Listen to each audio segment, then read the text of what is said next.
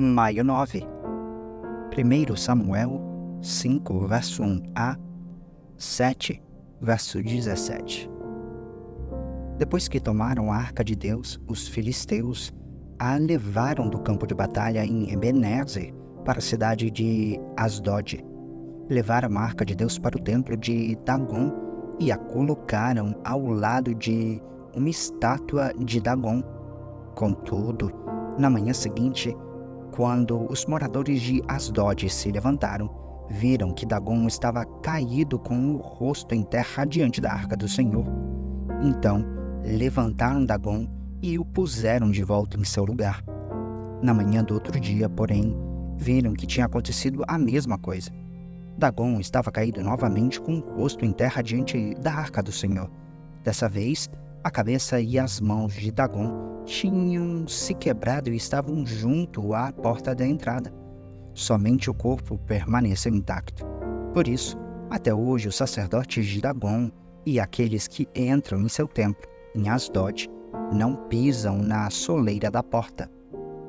Então, a mão do Senhor pesou sobre os moradores de Asdod e dos povoados vizinhos e os feriu com uma praga de tumores. Quando o povo de Asdod viu o que estava acontecendo, exclamou: "Não podemos mais ficar com a arca de Deus de Israel. A mão dele pesou sobre nós e sobre Dagon, nosso Deus." Então reuniram os governantes das cidades dos filisteus e lhes perguntaram: "O que devemos fazer com a arca do Deus de Israel?" Os governantes responderam: "Levem a arca para a cidade de Gate." Então levaram a arca do Deus de Israel para Gate. Mas, quando a arca chegou a Gate, a mão do Senhor pesou sobre a cidade, ferindo uma praga de tumores os homens de lá, tanto os jovens como os velhos, e houve grande pânico. Por isso, enviaram a arca de Deus para a cidade de Ecrom, mas quando os habitantes dali viram que ela entrava na cidade, exclamaram: "Por que estão trazendo a arca do Deus de Israel para cá? Querem matar todo o nosso povo?" Reuniram mais uma vez os governantes filisteus e suplicaram: "Mandem a arca do Deus de Israel de volta para a sua própria terra, para que não mate todo o nosso povo." Pois a mão de Deus já pesava sobre a cidade, e o pavor mortal se espalhava por todo lugar. Os que não morreram foram afligidos com tumores, e o clamor da cidade subiu até o céu. Ao todo, a arca do Senhor permaneceu 7 meses em território filisteu. Então, os filisteus chamaram seus sacerdotes e adivinhos e lhes perguntaram: "O que faremos com a arca do Senhor? Digam-nos como devemos mandá-la de volta para a sua própria terra." Eles responderam: "Se vocês vão mandar a arca do Deus de Israel de volta, enviem com ela uma oferta pela culpa, para que cesse a praga. Então, se forem curados, saberão que foi a mão dele que causou a praga." "Que tipo de oferta pela culpa devemos enviar?" perguntaram os filisteus. Eles responderam: "Uma vez que a mesma praga atingiu vocês e seus 5 governantes, façam 5 tumores de ouro e 5 ratos de ouro, como os que devastaram sua terra. Façam essas imagens de tumores e de ratos para demonstrar honra ao Deus de Israel. Quem sabe ele pare de afligir vocês, seus deuses e sua terra. Não endureçam o coração como fizeram o faraó e os egípcios, que só deixaram Israel partir quando Deus os castigou severamente. Agora, construam uma carroça nova e escolham 2 vacas que tenham acabado de dar cria e sobre as quais nunca tenha sido colocada a canga de um arado. Atrelem as vacas à carroça, mas prendam num curral os bezerros recém-nascidos. Coloquem a arca do Senhor sobre a carroça e ao lado dela ponham uma caixa com os objetos de ouro que vocês enviaram como oferta pela culpa. Então deixem as vacas irem para onde quiserem. Se elas atravessarem a fronteira de nossa terra e se dirigirem em Bet-Semes, saberemos que foi o Senhor que trouxe sobre nós essa grande calamidade. Do contrário, saberemos que não foi a mão dele que pesou sobre nós, mas que isso aconteceu por acaso. Os filisteus seguiram as instruções, atrelaram 2 vacas à carroça e prenderam no curral os bezerros recém-nascidos. Colocaram sobre a carroça a arca do Senhor e a caixa com os ratos de ouro e os tumores de ouro. E de fato, as vacas não se desviaram nem para um lado, nem para o outro, mas seguiram direto pela estrada para Bet-Semes, mugindo por todo o caminho.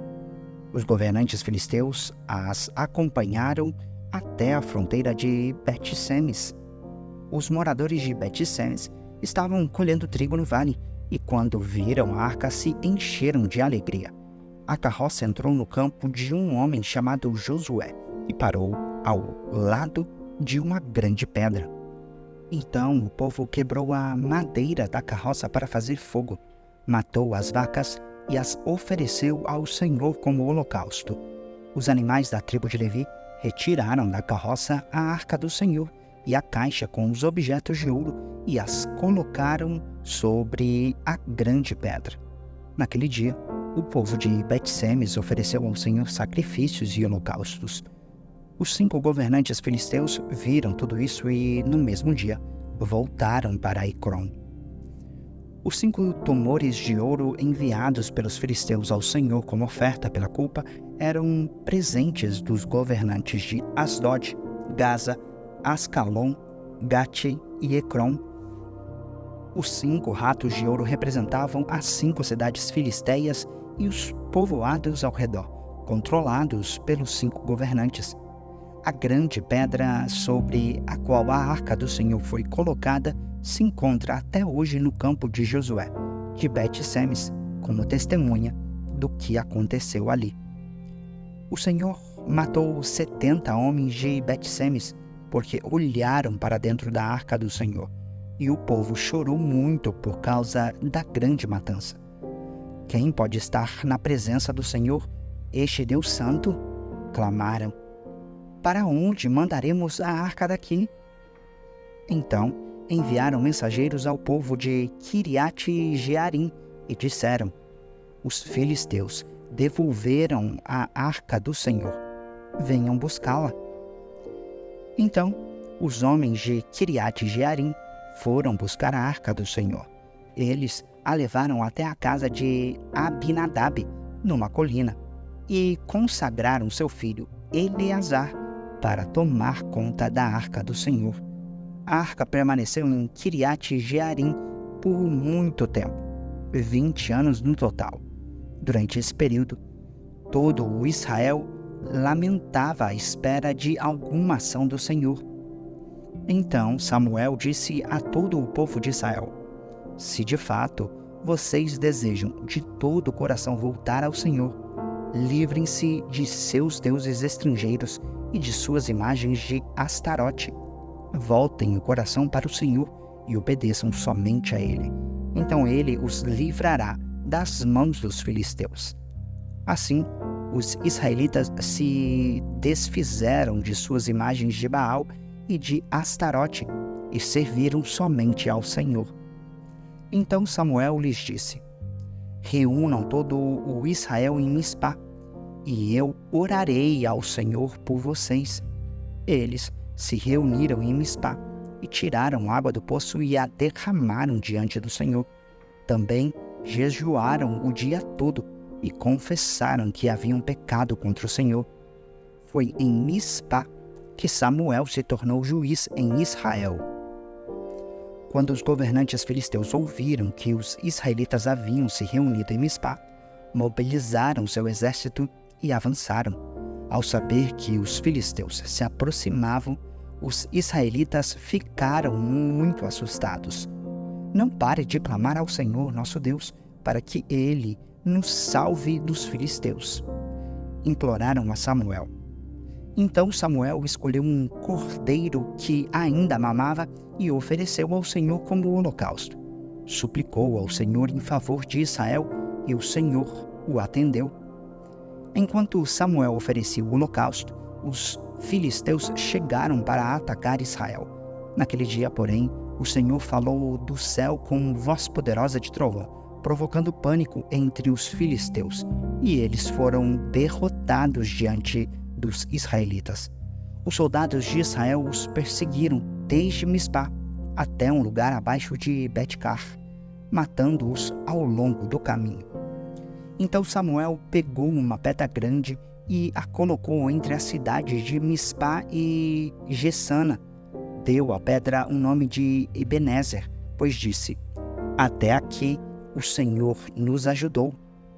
Assim, os filisteus foram derrotados e não voltaram a invadir Israel por algum tempo. Durante toda a vida de Samuel, a mão do Senhor esteve contra os filisteus. As cidades israelitas que os filisteus tinham conquistado entre Ecrom e Gate foram devolvidas a Israel, junto com o restante do território que os filisteus haviam tomado, e houve paz entre Israel e os amorreus naqueles dias.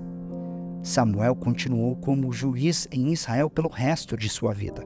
A cada ano, viajava pelo território e julgava o povo de Israel em 3 locais, primeiro em Betel, depois em Gilgal e, por fim, em Mispá. Então, voltava para sua casa em Ramá, de onde liderava Israel como juiz. Ali, Samuel construiu um altar ao Senhor. João 6, versos 1 a 21.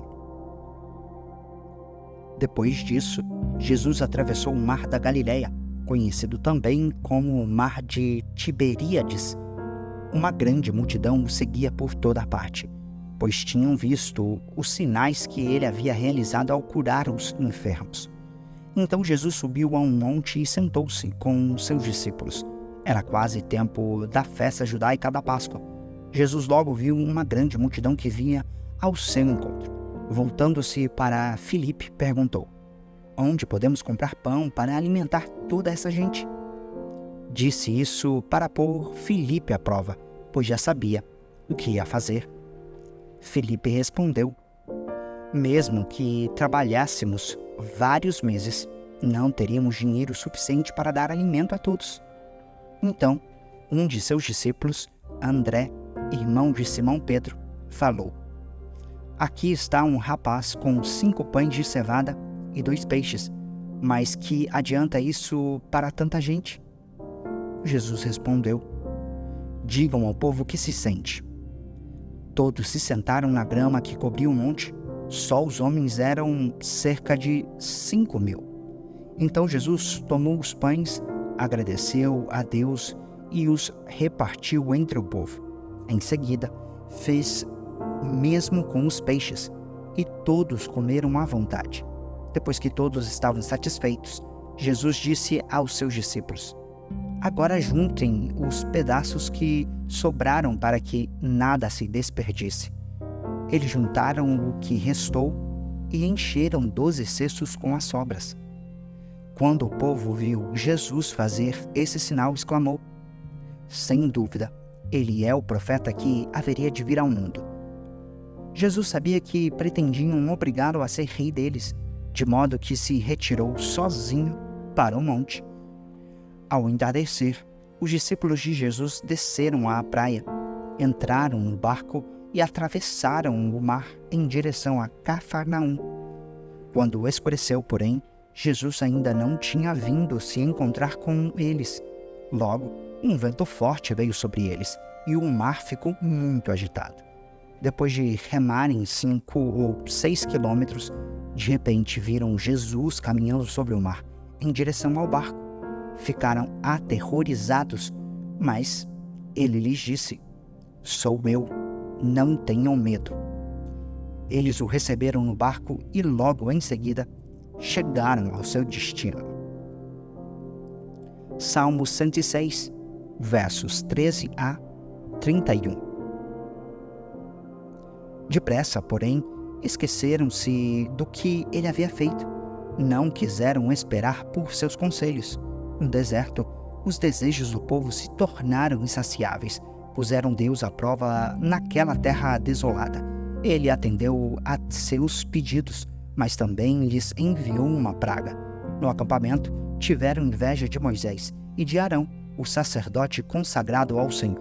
Por isso, a terra se abriu, engoliu Datã e sepultou Abirão e os outros rebeldes. Fogo desceu sobre aqueles que os seguiam. Uma chama consumiu os perversos. No Monte Sinai, fizeram um bezerro. Prostraram-se diante de uma imagem de metal. Trocaram seu Deus glorioso pela estátua de um boi que come capim. Esqueceram-se de Deus, seu Salvador, que havia feito coisas grandiosas no Egito. Atos maravilhosos na terra de Cão, feitos notáveis no Mar Vermelho. Por isso, declarou que os destruiria, mas Moisés, seu escolhido, pôs-se entre ele e o povo e suplicou-lhe que afastasse sua ira e não os destruísse. Eles, porém, se recusaram a entrar na terra agradável, pois não creram na promessa. Em vez disso, resmungaram em suas tendas e não deram ouvidos ao Senhor. Assim, ele jurou solenemente que os mataria no deserto, que despedaçaria seus descendentes entre as nações e os enviaria para o exílio em terras distantes. Depois, juntaram-se aos adoradores de Baal em Peor.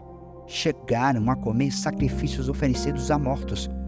Com todos esses atos, provocaram a ira do Senhor. Por isso, uma praga se espalhou entre eles. Finéias, porém, teve coragem de intervir, e a praga foi detida. Assim, desde então, ele foi considerado justo. Provérbios 14, versos 32 e 33. O perverso é destruído por sua maldade, mas o justo encontra refúgio mesmo na hora da morte. A sabedoria é preservada no coração sensato. Não é possível encontrá-la entre os tolos.